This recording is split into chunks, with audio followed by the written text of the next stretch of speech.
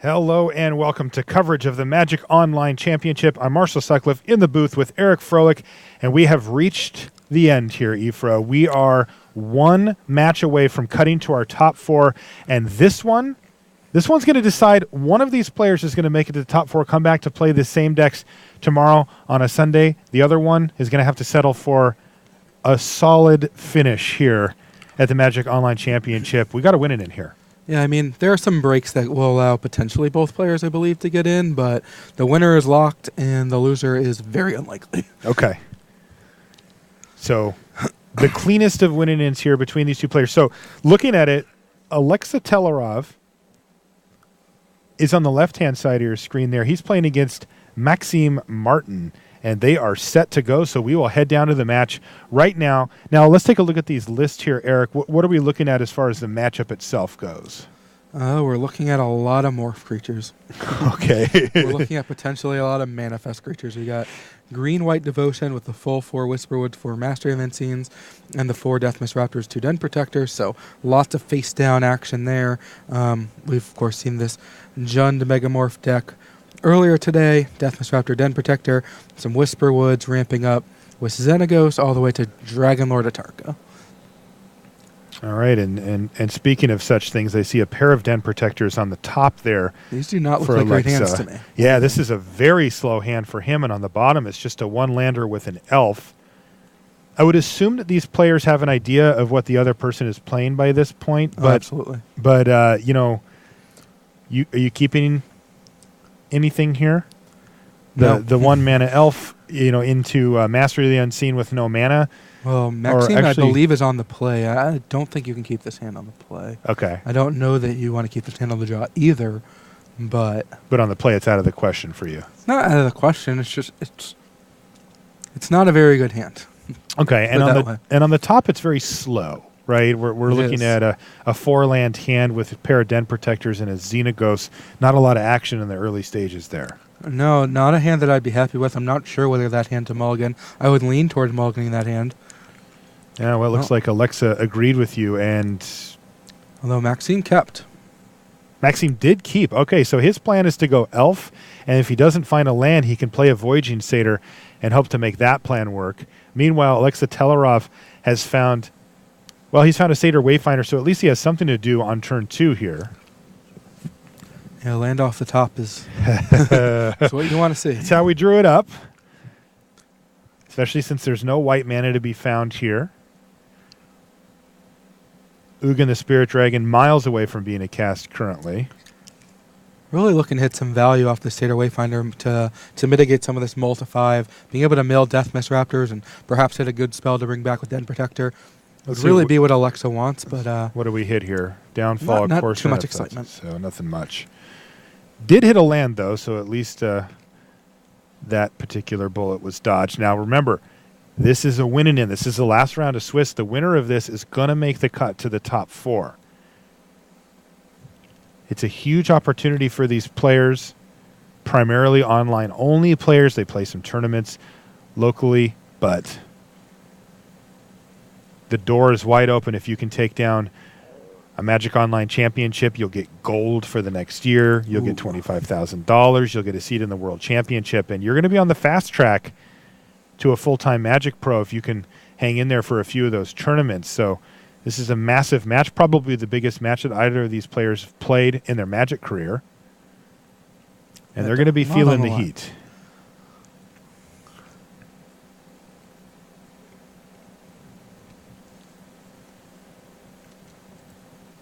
All right, he does find the land, and it's white. Comes to play tap, but not the end of the world. Yeah, he can untap it. He can get a Mastery down. It's going to be a tough card for a Jund deck to deal with. And that it just can't. Yeah, no Dromoka's commands here. That is a card you'll see floating around in these in the Bant list or in this green-white list, but Jund, there are Reclamation Sages in the sideboard, but you're not going to main deck a card like that.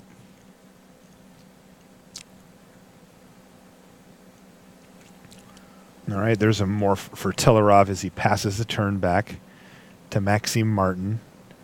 Both players fighting for their tournament life here. So Maxime kept a one-lander on the play and really just not missed a beat. Just curved effortlessly into Whisperwood Elemental and looks to be significantly far ahead thanks to that. And the Master of the Unseen here. Now there's a potential card that can help get Alexa back in this. It's Dragonlord Atarka, but he's still quite a few turns away from actually casting it. Yeah, not too close actually right now. Yeah. The Den Protector can bring back Hero's Downfall to take care of the Whisperwood. That's a start, but there's a lot more in play than that. That's right.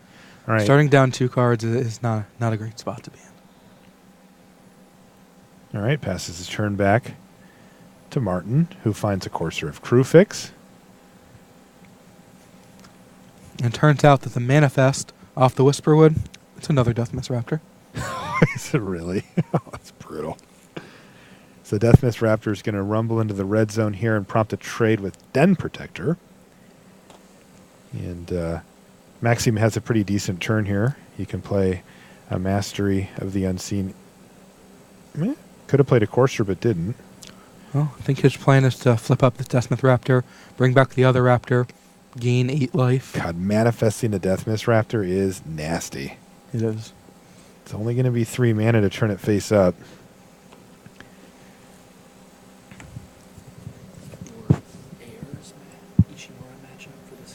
Well, we're a turn away from Dragonlord Atarka, but the board's about to be flooded with Raptors.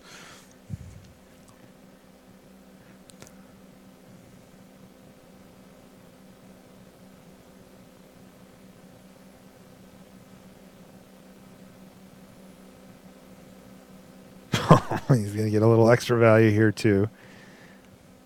The old block and flip. He's going to have the option here to bring back this Raptor face down or face up, actually. By bringing it back face down, he can then get back the Raptor that's now going to the graveyard. And that is the choice he makes. So these ones are going to trade. That Morph is a Deathmist Raptor face down. Alexa's going to know that. That's another solid draw.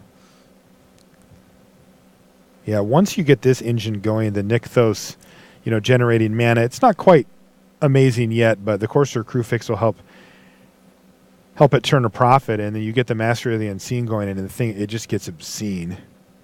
That is what it gets.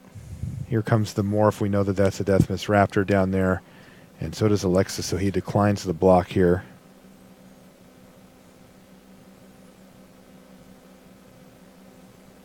No play.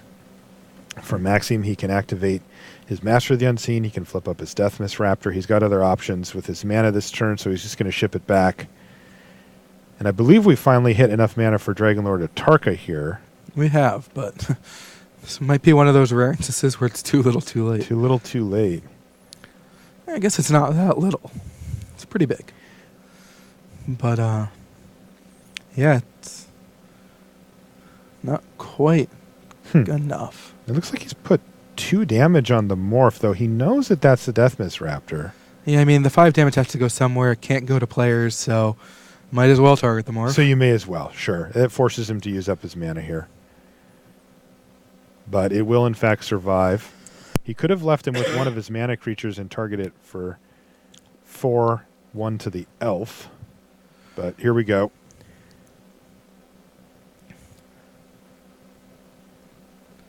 Deathmist Raptor comes back. This one's going to be face up. He's going to gain a bunch of life thanks to the double Master of the Unseen, meaning that even Dragonlord Atarka is going to be a pretty long clock here. Though getting the Voyaging Satyr off the table was pretty nice just because it was going to start generating a huge amount of mana, but this situation still feels like, even with Dragonlord Atarka in play, that Maxime is advantaged here. I think this was a small mistake here, where he could have used Nykthos to add 4 mana, cast Courser, and then manifested the top card of his library with the extra mana. Now he's going to be 1 mana shy of actually being able to do that, because he can't get white mana off the Nykthos.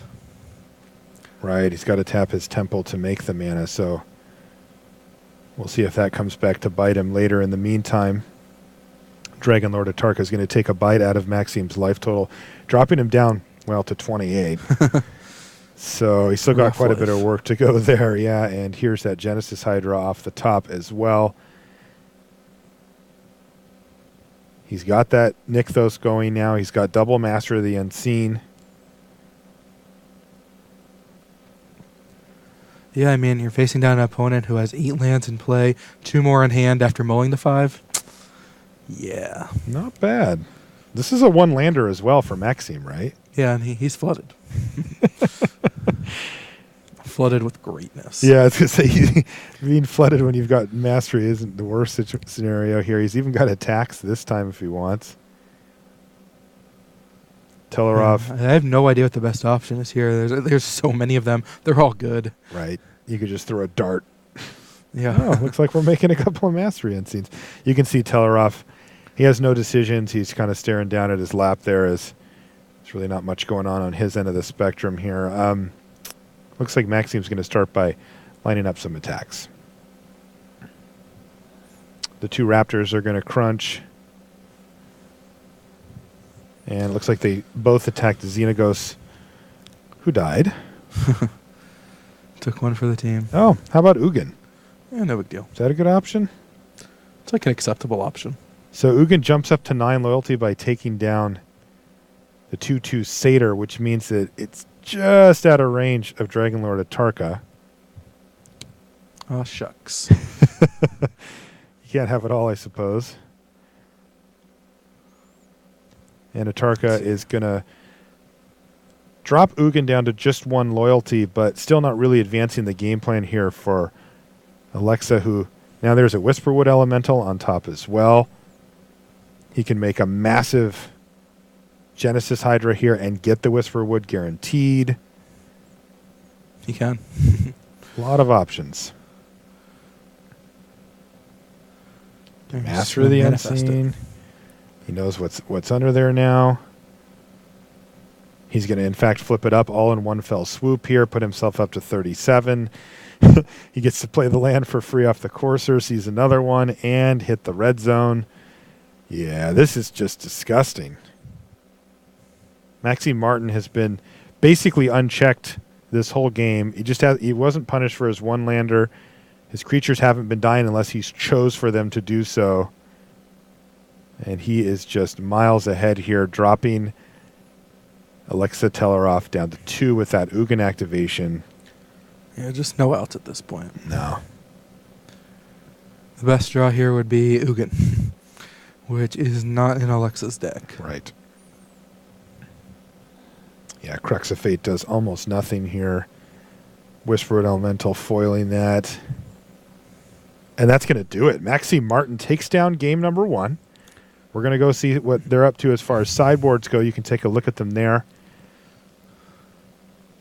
Most of the sideboarding has been pretty crisp today. I think that the players are well prepared. They've had a long time after having submitted their decks. I think it was a week ago or so. Mm-hmm. Yeah, got to play a few rounds, know what they're up against, formulate a plan. You know, they also are thinking about it between rounds, I'm sure. Have a good idea who you're going to play against. Not too many different options in a 16-man tournament. You kind of know it's going to be one of these 2 guys. Mm-hmm. Remember, these players are playing a win-and-in match here for top 4. It's either going to be Alexa Teleroff or Maxime Martin. We have 1 player in there already. We have 2. We have 2. We have Jasper and who else? And we have Magnus. Magnus is in as well. Yes. Okay. Magnus got paired against his teammate, friend, and testing partner, Uh-huh. Ale Rade, this round. Gave him the win. So Ale's in a scrum right now with Antonio. Now, If Antonio loses, it's going to come down to tiebreakers. that could be interesting. I know Ole had slightly better tiebreakers Mm-hmm. before the round. Yeah, with such a small field, tiebreakers can definitely shift pretty dramatically. Yeah. I know that there's a lot of top-level professional players closely watching Antonio Del Moral to see if he can pick up a slot here, because if he ends up winning this tournament, he will have then 2 seats in the World Championship just for himself. And the way that works is one of them gets passed down to an at-large bid. So Absolutely. a lot of the players with a lot of pro points would open up a whole nother seat for them, and that has pretty big implications, as getting that World Championship seat is so important. It is. And the other option of the two is it's just another Pro Tour champion and a Hall of Famer. Right. to make the top 4. It would not open up another World slot, but probably not someone that World's competitors are looking forward to playing against should he win this tournament. Absolutely. All right, looks like players are ready. Let's head down to the second game. This could be the decider. If Maxime Martin can pull this out, he's going to find himself in the top 4. If he can't, we're going to get a game 3. All right, though. These hands are much better. Much better. All right, Land's going to kick things off for Alexa Telerov, who's going to pass a turn back. A couple of Skylance to start things off. We've seen this before. The first turn decision, I think, is pretty interesting for Alexa. He could lead on Swamp to Thoughtseize. If he doesn't, well, he probably can't cast Thoughtseize until turn 3. And the question is whether you care about something like Mastery and then Scene coming down before you're able to take it, or a mana creature that you might have wanted to disrupt their curve. Definitely a decision to be made there, but without any other green sources, he elects to lead on Temple, be able to play Satyr Wayfinder on curve, and makes a lot of sense to do so. He's not going to get punished for it here, as if Alexa wants to take Mastery, he's going to have that option with the Thoughtseize here on turn 3, though. There's a lot of threats in hand here for Maxim. Yeah, I mean, Deathness Raptor, always a threat to come back. Having Murderous Cut at the ready, which is going to be a 1-mana removal spell thanks to these pair of Satyr Wayfinders, is a pretty nice tool. Right, you can really minimize Whisperwood Elemental and make it into a legit 1-for-1, which is about the best you can possibly hope for from that card. Yeah, especially trading 1 mana for 5, thanks to the Delve mechanic. Yeah. Now, what about the Arbor Colossus? Is that an issue for Telerov? Does he care about that card? He does. He cares about every card that's going to attack him at some point, but at least something like Xenagos can hold that off. Yeah. Arbor Colossus does not have Trample, does not create card advantage against too many things. I mean, it can take down a Dragonlord Atarka from time to time with the monstrous ability, but Xenagos creating tokens at least can stave things off, while Whisperwood creating an army can't quite do the same. Right. So Telerov decides that the two most problematic things were Whisperwood Elemental and Master of the Unseen, as he fires off both copies. Can't argue with that decision. Yeah, of Thoughtseize, and that's going to allow Maxime Martin here to cast a Deathmist Raptor and pass a turn back after playing another Skryland. Another removal spell off the top. I don't think Alexa minds seeing that. Alexa's in a good position right now. He doesn't have a lot in the way of threats, but he does have a Planeswalker. He can trade his creatures for this Deathmist Raptor, which currently Maxime has no way to get back.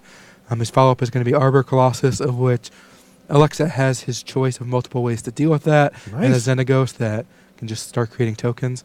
Crux of Fate is a powerful card against a deck like this. There are no dragons, and outside of Whisperwood Elemental basically negating the ability by turning all of your creatures into manifest once they die, Crux of Fate does a lot of damage. Definitely a deck that has to play a bunch of mana creatures to accelerate into its big threats, especially when those threats aren't dragons. Crux of Fate does a lot of work against that. Yeah, this is a nice setup for it, too. Right now, he's got the Satyr Wayfinder, plus he's going to have a Satyr token off of Xenagos, which are really going to encourage Maxime to keep contributing to the board here, and he could walk right into the Crux. Yeah, he has no choice but to continue deploying threats. I mean, you can't really build up a big hand and wait because, well, you can't cast it without having a bunch of things in play. You need Devotion to turn on something like Nykthos, Shrine to Nyx, and so that requires having creatures in play. That's right. So I think we're going to see a chump block by the Wayfinder here. A nice draw there for Maxime is going to pull out a spot removal spell, most likely here, the Whisperwood Elemental there. Yeah, one of the best draws he can have, and still doesn't do too much. Right. Again, Murderous Cut's going to do serious work here. He's going to play Caryatid, I assume, to lead. Nykthos will produce 5. And Whisperwood will come down. Alexei should kill it before it gets to end step. Does he have a stop? No, he didn't. Wow, that's huge. You can see him frustrated. Oh, that's terrible. I've had that happen to me too. That end step is not a common stop on your opponent's turn like that, and it gets him here. It's not the end of the world because he was probably leaning towards casting Crux anyway Yeah. against this board. Although it's close, there would have actually been no real reason to cast Crux with Satyrs just kind of bouncing off Arbor Colossus. He could have waited for a bit more value. Yep. Now you really can't, because if that manifests as a creature, Deathmist Raptor will also come back. That's right. If it's another Whisperwood, well, that's a problem. It must have been that Hornet Queen there. Yep. Hornet Queen, not the best manifest in the world, costs a fortune to unflip. You don't get the come into play ability, so. Well, Yeah, you pay 7 to get a 2/2. It does you have gain flying and death touch Yeah, for only it's true. 7 mana. All right, Well, terrible now Maxim's draw just, from just Martin. flooding out, and Xenagos is taking over completely. Yeah, this is going to be an attack for 6. It's going to be drop lethal, Martin and down. there's multiple heroes downfalls waiting. Yeah, so I think that we're going to get a game 3 momentarily here. Alexa Telerov. Big smile now. Yeah, he likes this.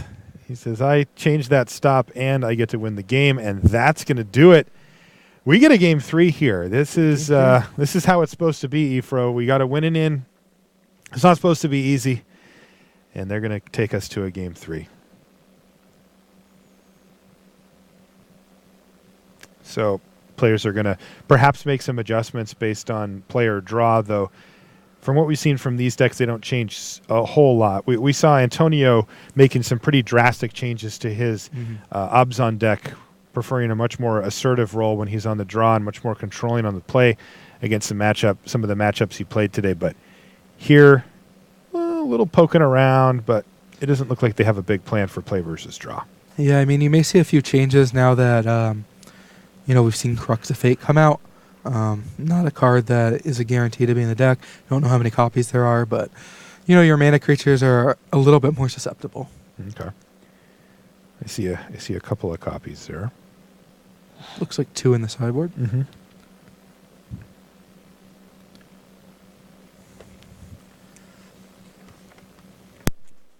All right, so we have 1 deck submitted.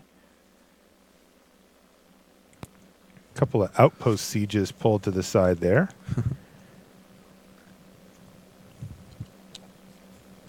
Does look like he's considering some changes here. He's And got there's a one of couple the Raptors up Whisperwoods there, a out. Whisperwood. yeah, Pretty solid card. His coursers are out. Interesting. Suppose he's just trying to dodge Dromica's command entirely there. Yeah, I mean, all of his enchantments seem to have hit the sideboard Yeah. between Coursers and Whip.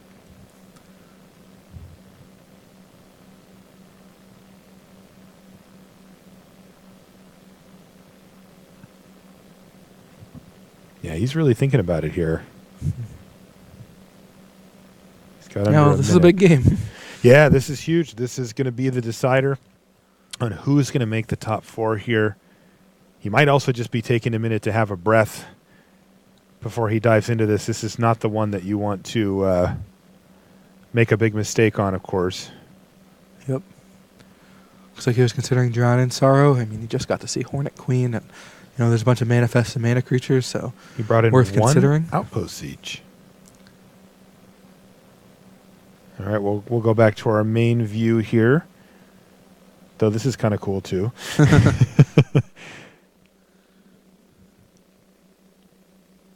So this is going to put Maxime Martin on the play.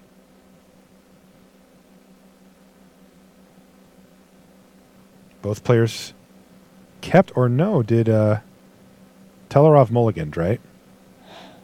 He's on the draw here. Yep, looks like he mulliganed to 6. But he's got a decent hand here filled with removal.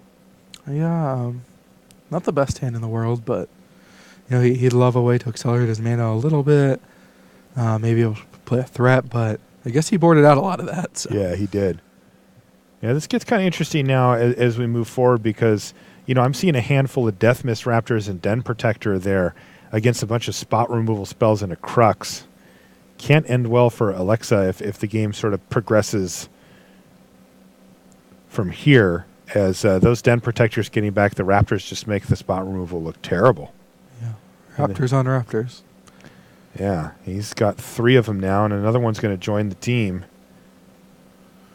No more land, but some powerful threats. Yeah, and it looks like Ultimate Price is going to start to mitigate this by taking out one of the Deathmist Raptors. Yeah, this will allow Xenagos to come down and provide a chump blocker for the other one. So, not the worst spot in the world, but a lot more action in Maxime's hand. He does seem to have stumbled on mana for a few turns here, but like you said before, he's got plays lined up.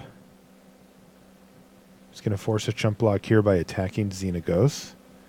And just add another Raptor. I mean, he's just on the Raptor plan here. Huh. Another Xenagos, the Reveler off the top here. Yeah, this game is starting to slip away from Alexa pretty hard.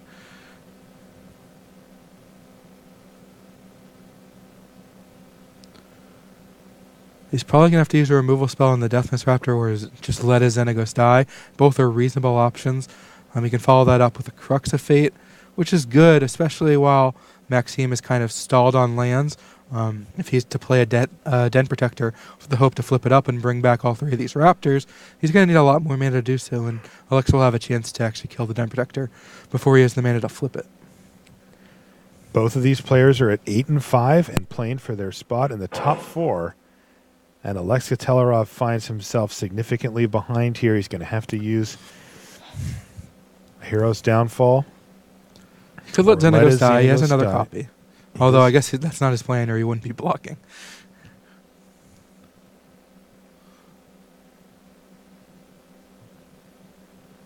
But this is just tick-tock here because that's a second Deathmiss Raptor to hit the graveyard for Maxime Martin. You can see them just waiting. They know what's up. And Maxime can set up a turn where he can go Den Protector, flip it, get both of them back, and all that work will have been for naught for Alexa Telerov. Now, he's got a Crux of Fate that can reset that once again, but as we know, you're one morph away from rebuilding your board. Well, Thoughtseize can take out the morph. It's a good draw. So that takes out Den Protector.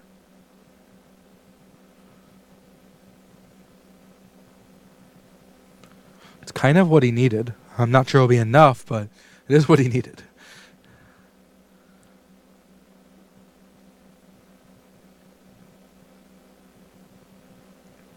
It's going to be hard to find a way to actually close out this game before another morph comes off the top or just enough mana to cast these huge threats.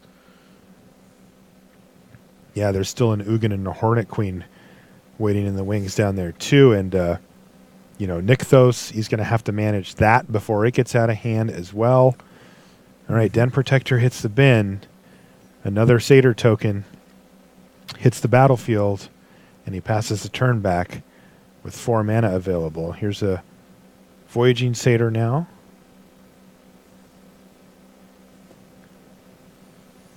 He attacks with the Deathmiss Raptor. Prompts a chump block by the Satyr. And we're just going to see a pair of Voyaging Satyrs here.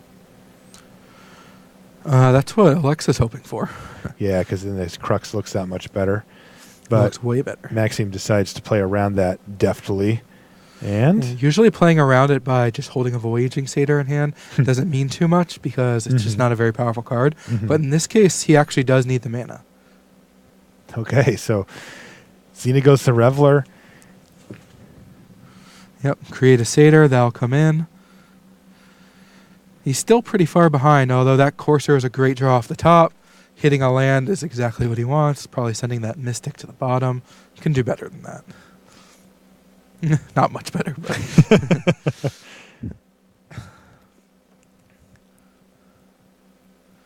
All right. Oh, it's a Alexa swamp really off needed the a big top. draw there. Yeah, Alexa, you could just sense it, right? That he just needed to find a few big spells in a row there to make this work, and he doesn't. one at big least on spell that draw. would be nice. I mean, Downfall takes out the Courser. He comes in for 4. He's going to have 3 2/2s attacking next turn, and he's only looking down a pair of Voyaging Satyr. So even a removal spell would really do a lot of work. A Dragonlord Atarka would probably just win the game. Wow. A Den Protector off the top is going to be a huge problem, but he knows he's fading it for at least a turn. He's not in a terrible spot. He has fought and fought here, picking off Did he Deathmiss forget to Raptors. make a token first? Or was there... Oh, you already made the token? Okay. Yeah. Good. And he attacks in there for 6, dropping Maxime down to 12. This next draw step for Maxime Martin is going to be super important. So how much mana can he make now? Right now he's at 7. Okay. That's Hornet Queen mana. Oh, here's a Thoughtseize, though. Wow. Well, he's going to attack with everything. And he's really going to put Maxime to the test. I mean, he's going to cast Thoughtseize, and he has to take Hornet Queen. He has to take Hornet Queen. I guess he doesn't have to. He can trade his 5 satyrs for everything, but if an untapped land comes off the top, that means Ugin. Whoa, this is so close now. So Alexa is going to take a minute to survey the scene here. He's got 2 massive threats, one castable, the other not currently. Top card of the library is unknown to both players. This is huge. So what do you take here, Efro? You have to take Hornet Queen. You just stick with the queen and hope he doesn't find an untapped mana source. Right? Oh, man. Now, what choice do you have? Does he have enough mana to play? No, he doesn't have enough. Oh, this is going to be close. Let's see here. If he draws... Yeah, if he had like a double green card in his deck... Yeah, that's what I was thinking too. I think he could kind of go off with... But like a Courser doesn't do it because he can't activate those. Right. No, he can, but not enough times. Not enough times. Yeah. Cuts off a full tap. So, yeah, I think Alexa's just going to have to take the Hornet Queen and cross his fingers. If he somehow had a Swordwise Centaur or an Avatar for green, he could actually tap the Nykthos for 4, untap it to make 6, untap it to make 8, and cast Ugin. Yep. But not playing those cards. No such card. Den Protector is still a great draw. I believe that's worth 4 creatures plus bringing something back. Let's double check the graveyard here. Yeah, 3 Raptors will come back. 1, 2, 3. That's right. Untapped lands in his deck. Let's see here. He's got 9 forests, 4 Nykthos, 2 plains, 4 windswept heaths. Looks like a heath in the graveyard.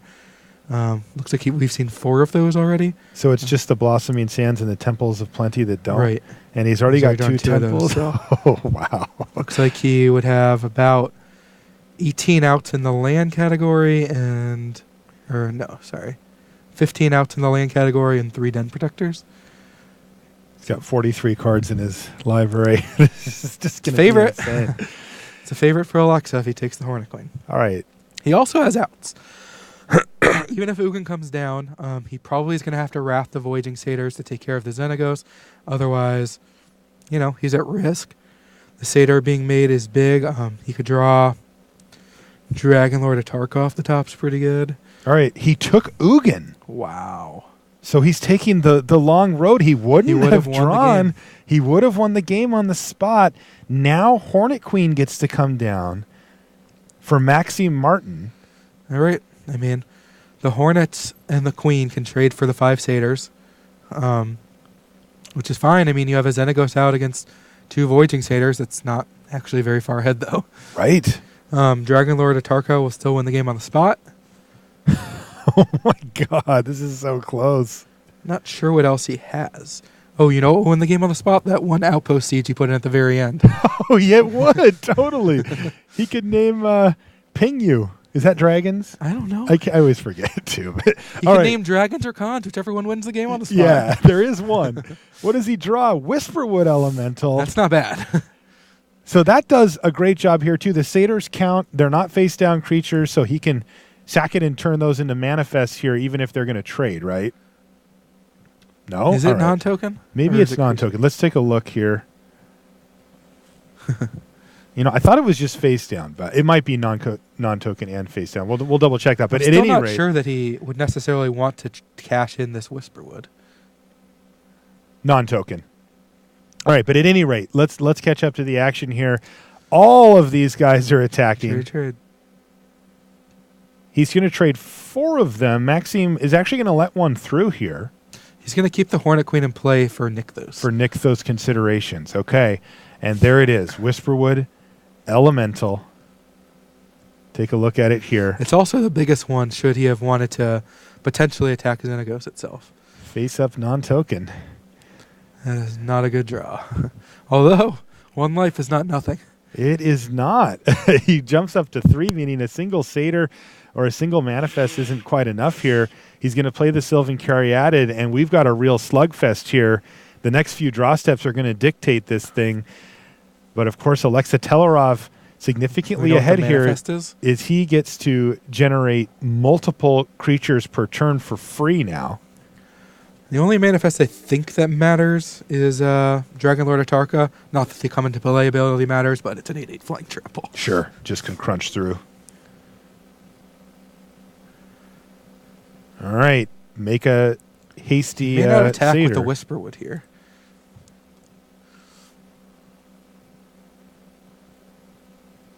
He would have to. Oh wow, yeah, that that one life from the blossoming sands is pretty important here. Means he can take a hit from a satyr now. And before he could, it's Bloodfell Caves is our manifest, and everybody hits Probably the red not. zone. That's not in his list. It's probably a land of some sort. It's probably a fetch land. Or could be a temple of... No, he's not playing the red-black one. It's probably Bloodstained Mire. So Or Jungle Hollow. block. Got to block one more. Yep, you can double block something. If you let the manifest through, you are at risk of dying. Bloodstained Mire, you're right. All right, so he's going to double block. Yep. The Bloodstained Mire here.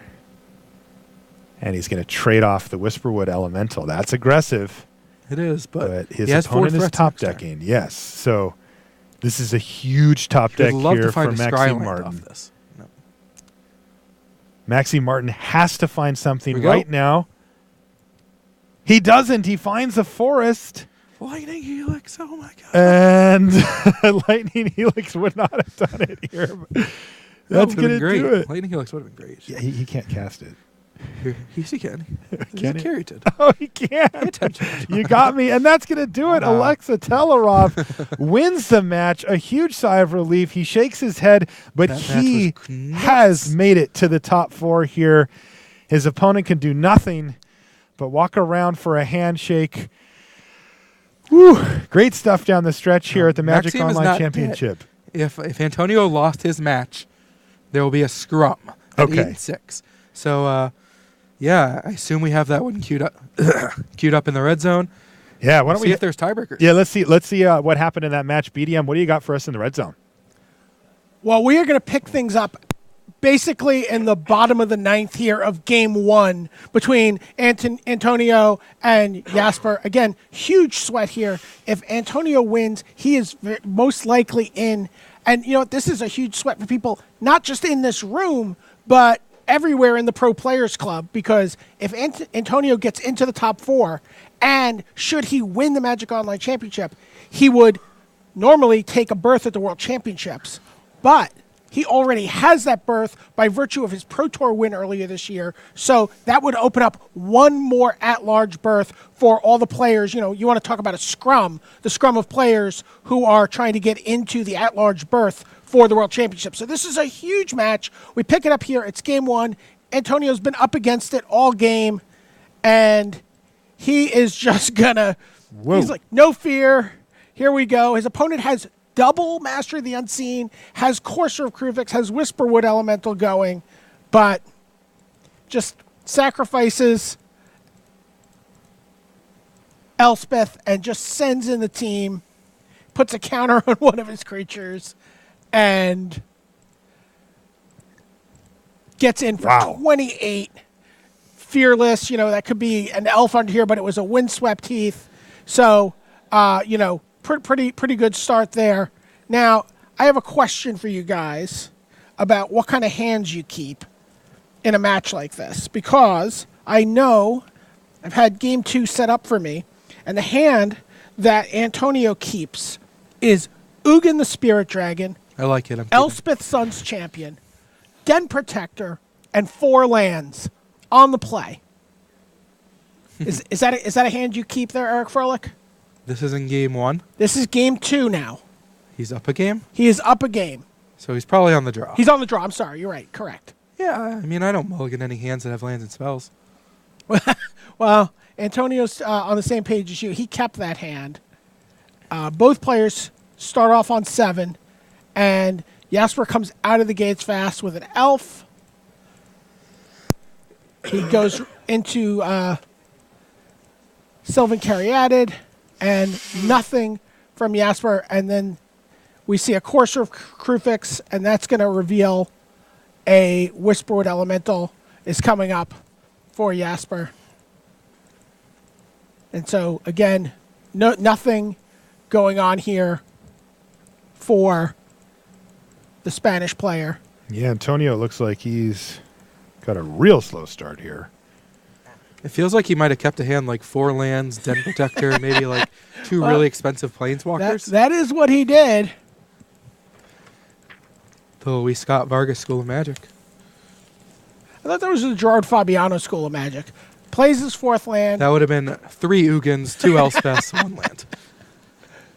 So here's another Courser from Jasper. Plays a...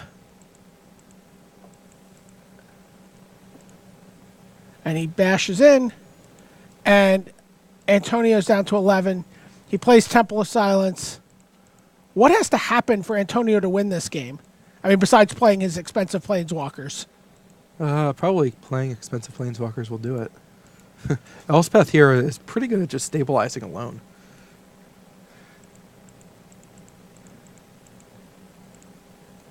So here you see he gets down. Now Antonio's down to 6 here. And then this is the time where Elspeth makes her appearance, makes 3 tokens. Just instantly stabilizes this board. Jesper goes up to 27 by just playing a land. Attacks. Decides to only block 1 of the coursers. Keeps 2 tokens around.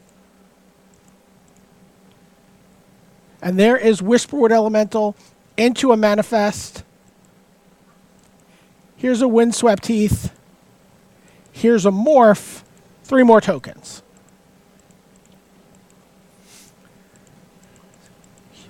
Could be letting this Whisperwood run wild. Well, it's already yielded 1 Manifest. Okay, income. 3 creatures. Double block the Manifest. Triple block the Manifest. Show them you mean business. Yeah? Yeah, you sent a message. And then another... And then Abzan Charm that Whisperwood Elemental before it can get too far out of hand.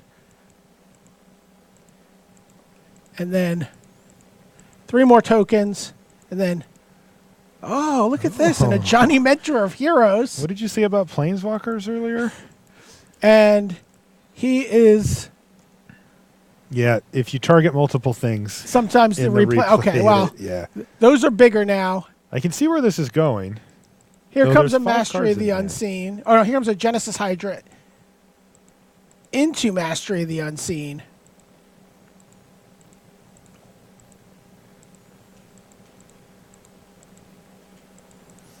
So Den Protector is going to get back a Windswept Heath.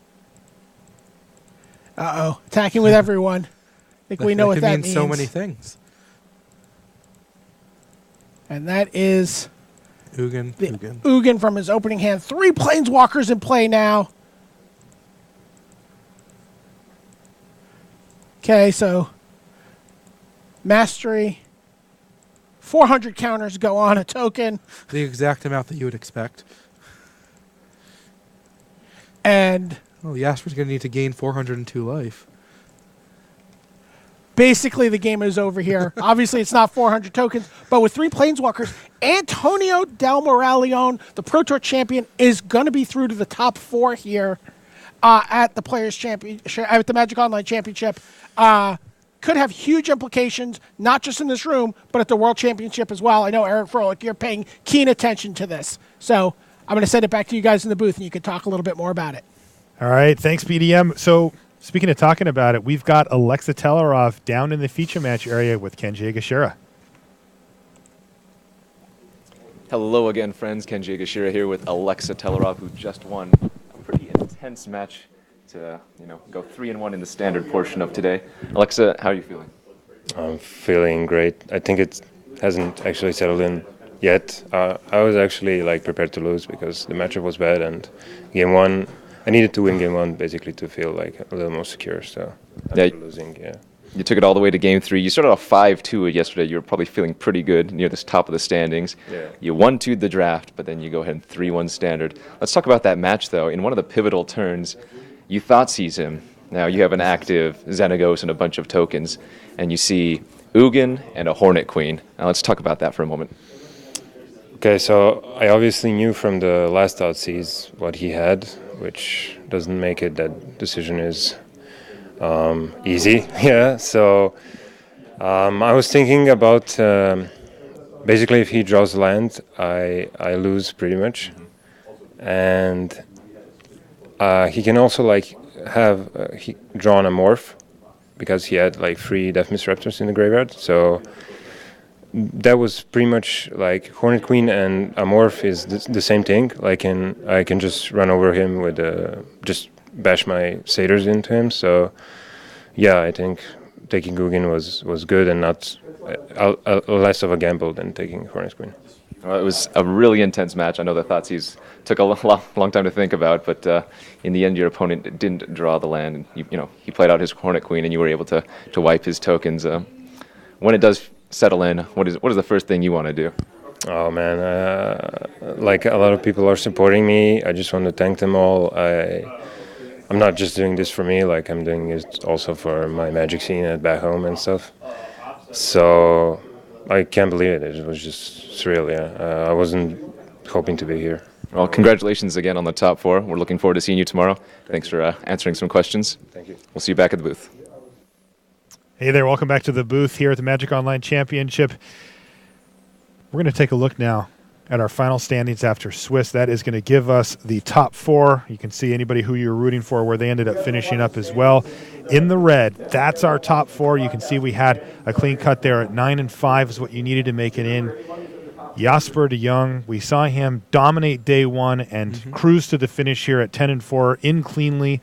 Magnus Lanto at 9-5, Alexa Telerov, who we just talked to with Kenji there at 9-5 and in, and Antonio Del Moral Leon, our Pro Tour Fate Reforged champion, also in there with that 9-5 record, just missing Maxime Martin, Ole Rade, Shintaro Isamura, and then you can see going down the list how everybody else ended up finishing. So a nice little top 4 here.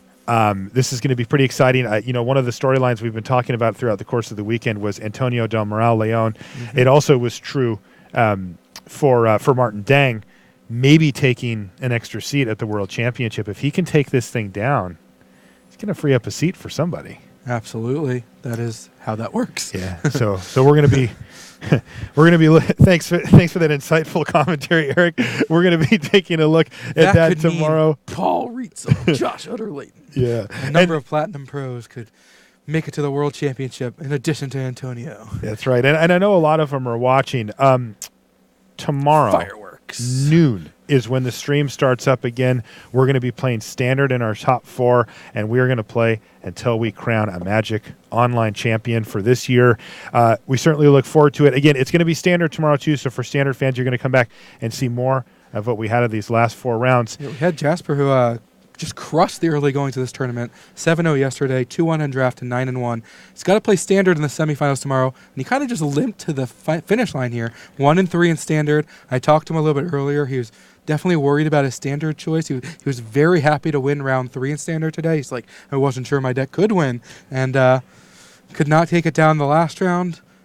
I don't know. That's going to be tough. It's going to be interesting. He definitely kind of paced the field the entire way, but limped into the finish line in Standard. He's got to get it done in Standard, though. He does, yeah. So we're going to keep an eye on him, on Alexa Telerov, on Magnus Lanto, and, of course, on Antonio Del Moral Leon. Noon Pacific time tomorrow. Don't miss it. We'll see you then.